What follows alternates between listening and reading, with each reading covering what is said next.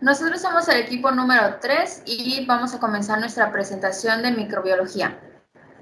Hola, hoy vamos a estar hablando de la morfología bacteriana, bueno, mi parte. Y como primero quiero empezar con la composición química de las bacterias. Solo un pequeño grupo de elementos dominan los sistemas vivos y son esenciales, los cuales son el hidrógeno, el oxígeno, el carbono, el nitrógeno, el fósforo, el azufre y el selenio. Además del agua, que constituye del 70 al 80% del peso húmedo de una célula microbiana. Una célula está formada principalmente por macromoléculas, proteínas, ácidos nucleicos, lípidos y polisacáridos. Los bloques estructurales de estas macromoléculas son los aminoácidos, los nucleótidos, los ácidos grasos y los azúcares respectivamente.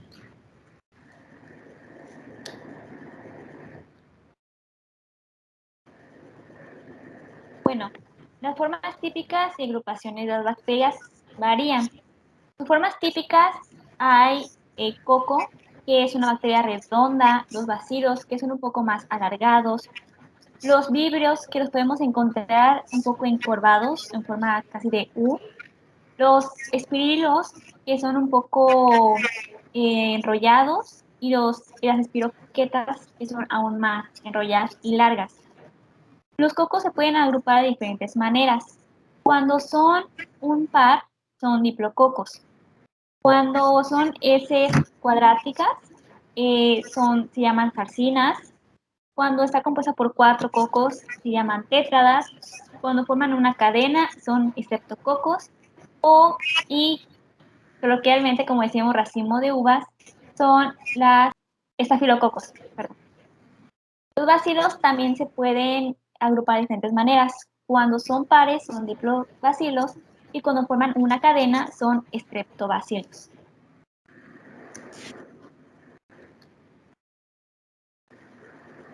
A ver, los componentes celulares. Primero tenemos lo que es el flagelo. Los flagelos son apéndices compuestos de proteína, llamada también flagelina, que sirven para la locomoción de la bacteria. Luego tenemos los que son estructuras microscópicas compuestas de proteínas, también conocidas como pilina, que entre sus funciones están el ayudar a adherirse a superficies a la bacteria, así como crear puentes entre bacterias. Un uso de estos puentes, por ejemplo, es enviar copias de plásmidos entre bacterias para transmitirse nuevas características genéticas, como la resistencia a los antibióticos. Del lado izquierdo podemos apreciar lo que es la cápsula. Es una capa viscosa que rodea a la pared celular de algunas bacterias, constituida por polisacáridos y escasos polipéptidos. Entre sus funciones principales está la actividad patógena, la protección contra agentes antimicrobianos y la prevención de la deshidratación de la célula. Por otro lado tenemos la membrana celular, de naturaleza fosfolipoproteica. Tiene permeabilidad selectiva para transportar materiales en la célula. Entre otras de sus funciones está la de ser una barrera osmótica y la de fungir como límite metabólicamente activo de la célula. Otro componente es la pared celular. Compuesta de peptidoglucano, es la capa rígida principal responsable de la resistencia de la célula. A partir de este punto tenemos que hablar de lo que se conoce como la tinción de Gram, que es una manera en la que los biólogos tiñen las células para dividirlas en dos grupos, gram positivas y gram negativas, dependiendo de la capa lípida y de la cantidad de peptidoglucano que tiene cada una. El proceso es el siguiente. Primero se agrega colorante básico violeta de genciana a las bacterias. Luego se le aplica una solución de yodo que las vuelve en un tono azul. Después la célula se trata con alcohol. Esto lo que provoca es que las gram positivas se tiñan de color azul, mientras que las gram negativas se decoloren. Por último, se aplica un colorante rojo safranina. Este colorante provoca que las gram positivas se tiñan de un color violeta, debido a la gran presencia de peptidoglucano en la pared celular. Por otro lado, las gram negativas se vuelven de un color rosáceo. Esto debido a que tienen una capa lípida y tienen menor cantidad de peptidoglucano. Regresando a las partes de la célula, tenemos lo que se conoce como citoplasma, que presenta abundantes ribosomas 70S, inclusiones citoplasmáticas e incluso plásmidos. Los plásmidos son moléculas de ADN circular independientes del ADN circular principal de la bacteria. Luego tenemos el nucleoide, que es donde se almacena el ADN principal de la bacteria o de la célula. Consiste en una molécula circular única y constante en la mayoría de bacterias. Por último tenemos el ribosoma, compuesto por proteína ribosomal y ARN ribosomal. Se encarga de la síntesis de proteínas.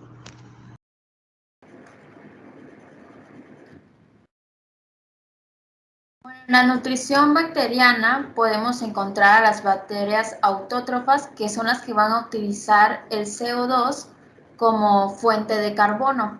Y también a estas bacterias autótrofas se les conoce como productores primarios, porque ellas van a sintetizar materia orgánica nueva a partir de compuestos orgánicos. Y por otro lado tenemos a las heterótrofas, que son las que obtienen el carbono a partir de otros compuestos orgánicos ya existentes.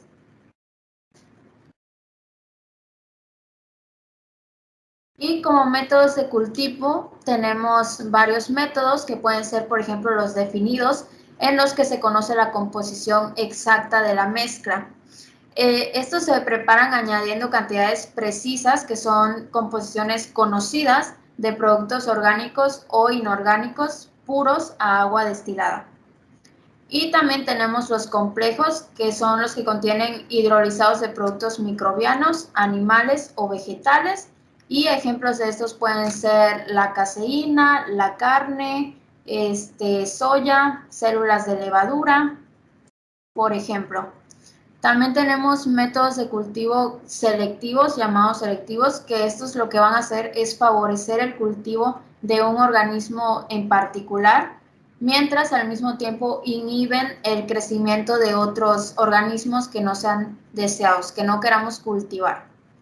Y por último tenemos los diferenciadores, que estos utilizan indicadores. Un ejemplo del indicador o el más común es en los que añadimos algún tipo de colorante, y estos colorantes lo que van a hacer es que mediante un cambio de color nos van a señalar durante que se ha producido alguna reacción metabólica en el crecimiento bacteriano.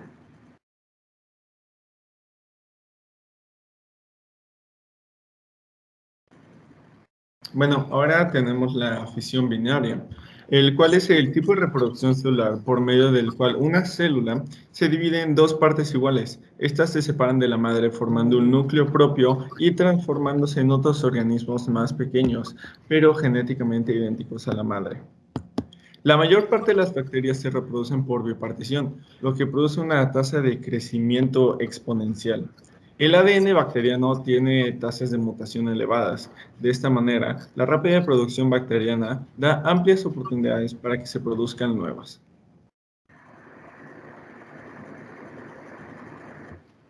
Bueno, las fases de crecimiento de las bacterias son 4.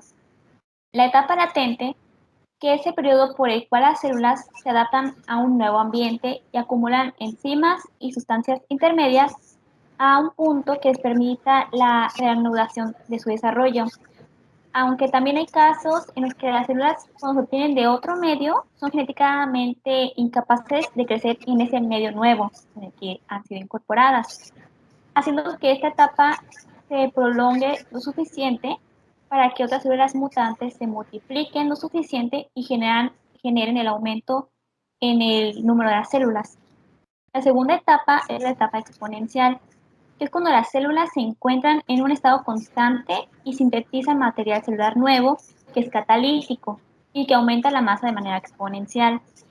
Y este proceso persiste hasta que se agotan algunos nutrientes en el medio o cuando se acumulan productos metabólicos nocivos que inhiben la proliferación.